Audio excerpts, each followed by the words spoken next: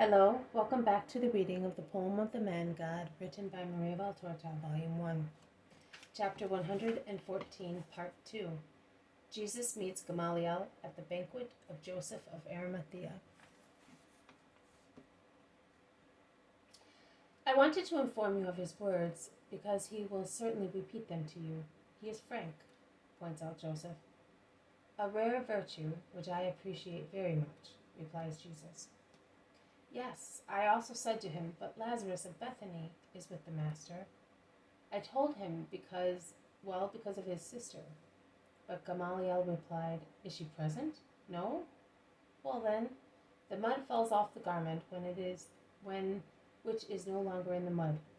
Lazarus has shaken it off himself, and he does not contaminate my garment with it.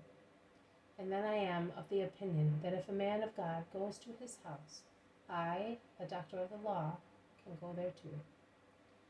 Gamaliel's judgment is correct. He is a Pharisee and a doctor to the backbone, but still honest and just. I am happy to hear you say so, Master. Here is Lazarus. Lazarus bends down to kiss Jesus' tunic. He is happy to be with him, but he is obviously agitated while waiting for the guests. I am sure that poor Lazarus, to his well-known torment, known to men because handed down by history, has to add these moral sufferings, unknown to and ignored by most people, that is, the dreadful sting of the thought, what will this man say to me? What does he think of me? How does he consider me? Will he offend me by means of words or scornful glances? A sting that tortures all those who have a blot in their families. They have now entered the very rich hall, where the tables have been laid, and they are waiting only for Gamaliel and Nicodemus, because 4 other guests have already arrived. I hear them being introduced with their respective names: Felix, John, Simon, and Cornelius. There is a great stir and rushing of servants when Nicodemus and Gamaliel arrive. Gamaliel is always stately in his snow-white robe, which he wears with regal majesty. Joseph rushes to meet him, and the reciprocal salutations are pompous exchanges of respect. Also, Jesus is bowed, and he bows to the great rabbi, who greets him with the salutation, "The Lord be with you," to which Jesus replies, "And may his peace always be your companion." Also, Lazarus bows down, and all the others do likewise. Gamaliel sits at the center of the table, between Jesus and Joseph. Lazarus is beside Jesus, Nicodemus beside Joseph. The meal starts after the ritual prayers, which Gamaliel says after an oriental exchange of courteousness among the 3 main personages, that is, Jesus, Gamaliel, and Joseph. Gamaliel is very dignified but not proud. He listens more than he speaks, but anyone can understand that he ponders on every word of Jesus, and often looks at him with his deep, dark, severe eyes. When Jesus becomes silent, because the subject has been exhausted, Gamaliel revives the conversation by means of a suitable question.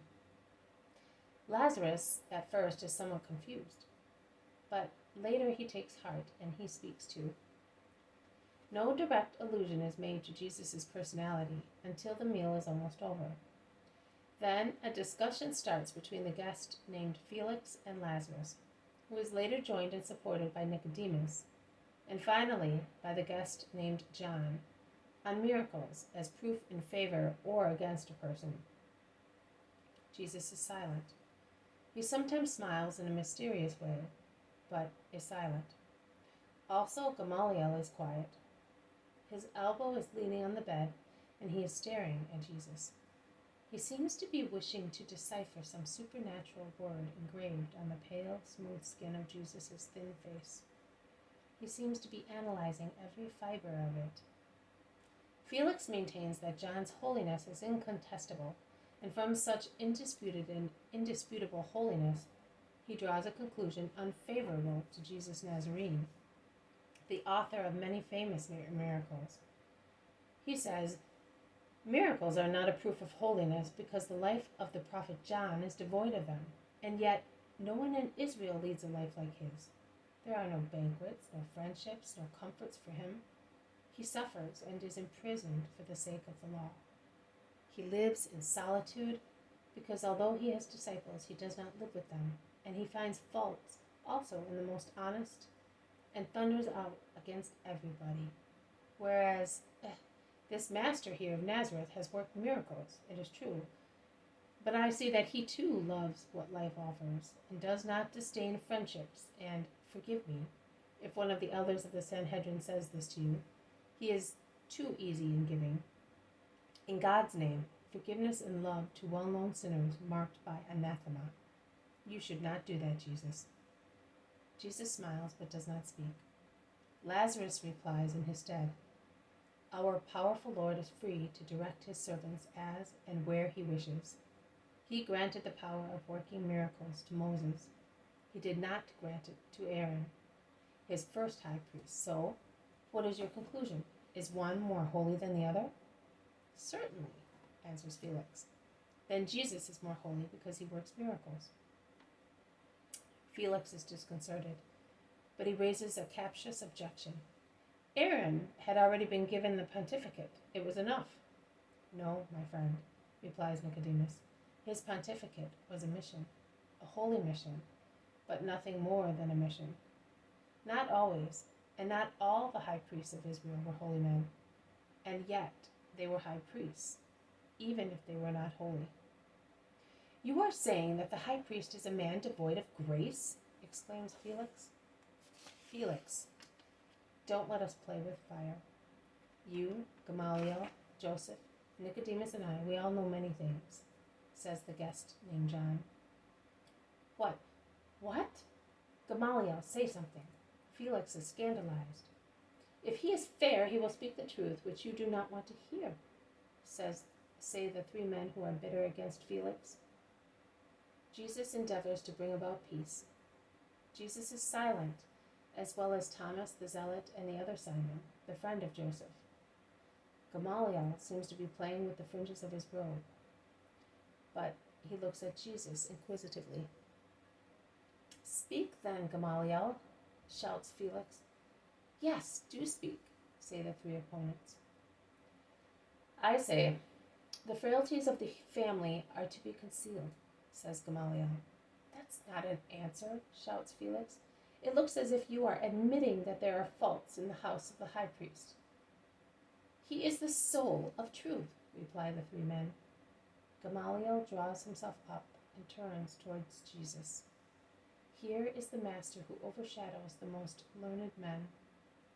Let him speak about it. You wish so, and I obey. I say, a man is a man. A mission is beyond man. But man, invested with a mission, becomes capable of accomplishing it as a superman, when through a holy life he has God as his friend. It is he who said, You are a priest according to the order given by me. What is written on the pectoral? Doctrine and truth. That is what the high priest ought to possess. Doctrine is acquired by constant meditation, aiming at the knowledge of the most wise one. Truth is achieved by means of absolute loyalty to good. Who intrigues with evil finds falsehood and loses truth. Very well. You have replied as a great rabbi. I, Gamaliel, am telling you, you surpass me. Let him explain then why Aaron did not work miracles and Moses did, raves Felix. Jesus replies readily, because Moses had to impose himself on the dull, heavy, and even hostile mass of the Israelites, and had to succeed in having ascendancy over them, in order to bend them to the will of God. Man is the eternal savage and the eternal child. He is struck by what exceeds the common order of things, and a miracle is such. It is a light waved before dimmed eyes. It is a sound produced near plugged ears. It wakes people up. It draws their attention. It makes them say, God is here. This has been a reading from the poem of the Man God, written by Maria Valtorta, Volume 1, Chapter 114, Part 2. Jesus meets Gamaliel at the banquet of Joseph of Arimathea. Thank you for listening. I will see you tomorrow. May God bless you and may peace be with you.